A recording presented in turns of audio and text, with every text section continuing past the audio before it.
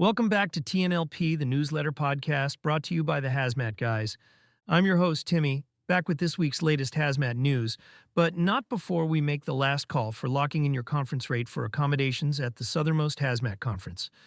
Here's your reminder to submit the Google form linked under accommodations on the hazmatguys.com/conference to claim the special conference rate at the Beachside Resort and residences in Key West, Florida, February 3rd through 5th. November 15th is the final day to submit the accommodation form. Shifting gears to the hazmat news, we kick this week off with an official release out of NC State University. A new study finds that composite metal foam, CMF, can withstand tremendous force, enough to punch a hole in a railroad tank car, at much lower weight than solid steel. The finding raises the possibility of creating a safer generation of tanker cars for transporting hazardous materials. The researchers have also developed a computational model that can be used to determine what thickness of CMF is needed in order to provide the desired level of protection necessary for any given application. Railroad tank cars are responsible for transporting a wide range of hazardous materials, from acids and chemicals to petroleum and liquefied natural gas, says Afsaneh Rabiai, corresponding author of a paper on the work and a professor of mechanical and aerospace engineering at North Carolina State University. The safety of these tank cars is important, and the U.S. Department of Transportation has very rigorous testing requirements for any material that might be used to manufacture these tank cars. In previous studies, CMF has passed these tests with flying colors, and the next step for us was to see how the material performed in puncture testing, Rabiai says. The results were outstanding. CMFs are foams that consist of hollow spheres made of materials such as stainless steel, nickel, or other metals and alloys embedded in a metallic matrix. The resulting material is both lightweight and remarkably strong at absorbing compressive forces, with potential applications ranging from aircraft wings to vehicle armor and body armor. In addition, CMF is better at insulating against high heat and is stronger when exposed to high heat than conventional metals and alloys, such as steel. The combination of lightweight, strength, and thermal insulation means that CMF also holds promise for use in storing and transporting nuclear material, hazardous materials, explosives, and other heat-sensitive materials. For the puncture testing, the researchers used a 300,000-pound ram car that runs on train tracks. The ram car was mounted with an indenter, essentially a steel column with a point that measures 6 inches square. The ram car was accelerated to 5.2 miles per hour, at which point the indenter would collide with the type of high-quality steel plating used in tank cars. The speed and weight of the ram car generate 368 kilojoules of force, distributed across the 6-inch by 6-inch end of the indenter. In the baseline test, the indenter tore a gaping hole in the steel plate. For the experimental test, the researchers placed a piece of CMF that was 30.48 millimeters thick on the end of the indenter. Upon colliding with a steel plate, the CMF absorbed the vast majority of the force, causing the indenter and ram car to bounce off the steel plate, leaving only a small dent. Video of the testing can be seen online. The obvious conclusion here is that lightweight CMF can absorb puncture and impact energies more efficiently than solid steel, Rabiai says. And we have a model that can be used to figure how much CMF is necessary, which maximizes the efficiency of using CMF, as we believe that a lower thickness CMF could have performed even better. The official release from the university goes on to highlight the author's credentials. Next up, if you traveled out of Austin on Interstate 35 South last Friday, November 7th, you most likely experienced some delays. The story is brought to us by My San Antonio. All 4 lanes of I-35 near Stasny Lane were closed due to a hazmat spill, according to a Texas Department of Transportation traffic map. Although it's unclear what caused the spill, the Austin Police Department confirmed to MySA that there is no crash or investigation in place. APD officers are only assisting with the traffic closure. Around noon, APD posted on social media that there would be lane closures on I-35 southbound lanes near Stasny Lane exit and southbound service near St. Elmo Road. At the time, the closures were expected to last for at least 1 to 2 hours, while the main southbound lanes remained open. However, APD posted an update a little after 2 p.m. that the closures are now expected to continue through the evening hours. Police advise drivers to use alternate routes and continue to allow extra travel time. MySA reached out to Texas Gas Service for more information. Rounding out this week's hazmat news, we conclude with a story from Investigate TV. After East Palestine, why aren't all responders trained for hazmat derailments? The 911 call came in just after 2 p.m. on a sunny August afternoon. The woman on the phone calmly told the county dispatcher, "There's been a train derailment." I saw the dust and I'm like, this is bad.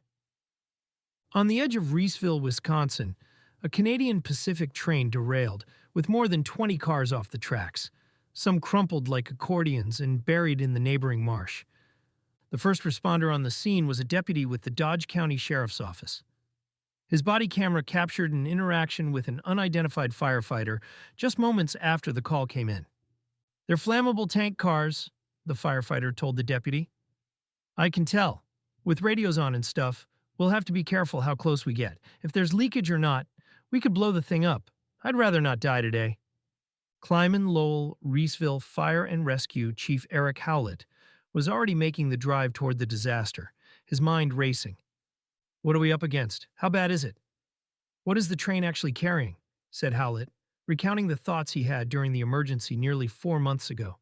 In a strange twist of fate, there are questions to which Howlett had already sought answers just 2 years prior, when another derailment in nearly the same location tested the preparedness of his team to respond to a potential hazardous materials incident on the rails.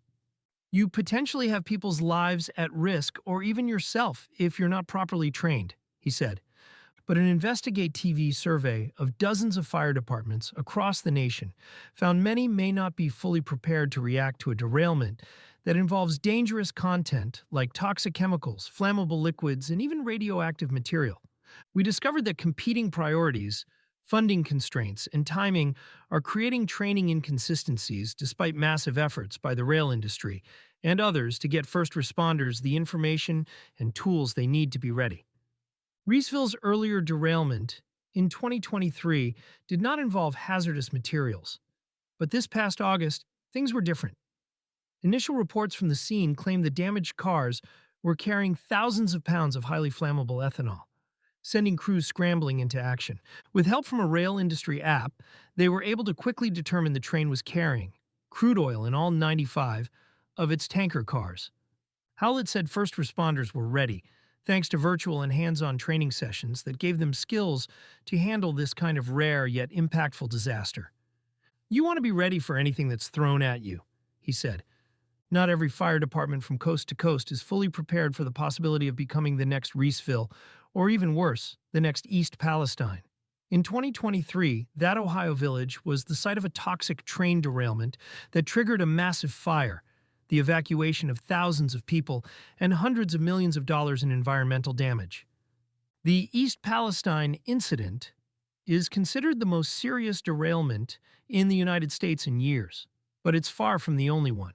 Federal Railroad Administration data analyzed by Investigate TV shows that since 2020, there have been more than 1,600 derailments involving trains carrying hazardous materials. Of those incidents, 725 included damage to a car containing hazmat, with dozens of accidents where that material was released, including major train wrecks in Arizona, Kentucky, and Louisiana. Still, research by Investigate TV, with help from the Arnold Center for Investigative Journalism at Indiana University, exposed that many communities are not getting specific training that could prepare them for how to react to a hazmat derailment. It's a huge problem. Investigate TV and the Arnold Center surveyed dozens of local fire departments near rail lines nationwide, finding some don't do any training for potential derailments involving hazardous materials, even when the leaders of those departments expressed real concern about the possibility. Our team also found that even when departments do training, there are big variations in frequency, with some going years between sessions tailored to this kind of scenario. Many departments, we also discovered, rely solely on online classes rather than hands-on training exercises.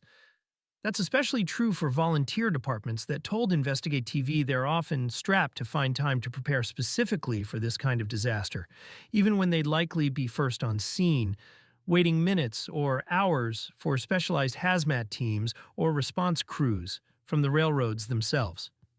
I think they're putting themselves in a very dangerous position, said Jamie Burgess, Director of Training and Grants for the International Association of Firefighters, IAFF. They may never have a train derailment in their community, and I pray that they don't. But as with anything else, if you don't train and prepare for it, when it actually does happen, you're going to be at a severe disadvantage. IAFF represents hundreds of thousands of first responders across the country.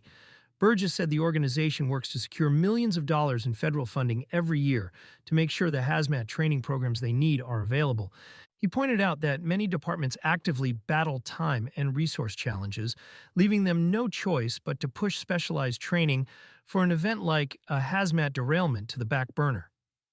It's such a low-frequency event that some fire departments don't place as much emphasis on it.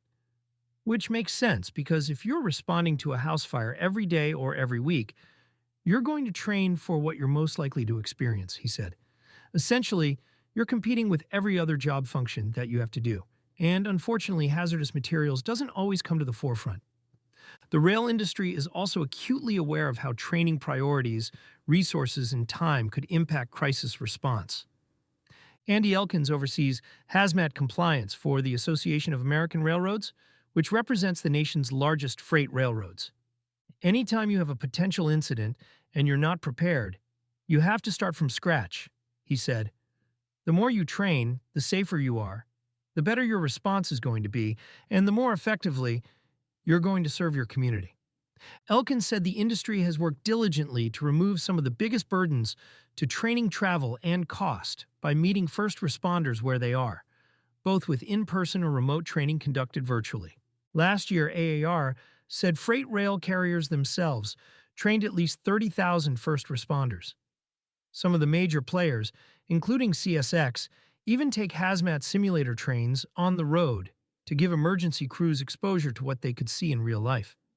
Investigate TV got special access to on-site training in Washington, D.C. this summer as more than 200 first responders were walked through emergency scenarios and how to react.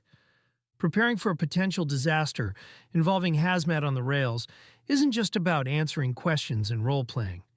It's also about arming the men and women who will likely roll up on a derailment first with the physical tools they'll need to minimize any potential impact.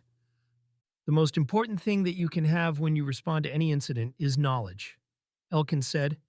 In derailment situations involving potentially hazardous materials, the knowledge that's needed can be unlocked using codes already stamped on every rail car in the country. The markings indicate exactly what's carried inside train cars and can be deciphered using an app developed by the rail industry more than a decade ago.